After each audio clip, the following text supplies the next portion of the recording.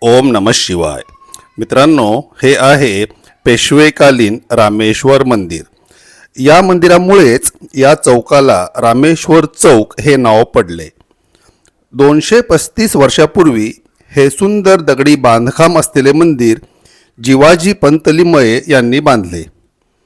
असे म्हणले जाते की जिवाजी पंत लिमये यांनीच शुक्रवार पेठ स्थापन केली व वसवली.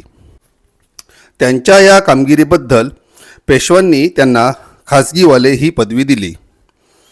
मित्रांनो, तुम्हाला आश्चर्य वाटेल, पण या मंदिराभोवती 16 एकरचे प्रांगण होते. पण पुढे पुढे शहराचा विकास होत होत शेजारी हळूहळू बाजारपेठ आणि रहिवासी वस्ती बनत गेली.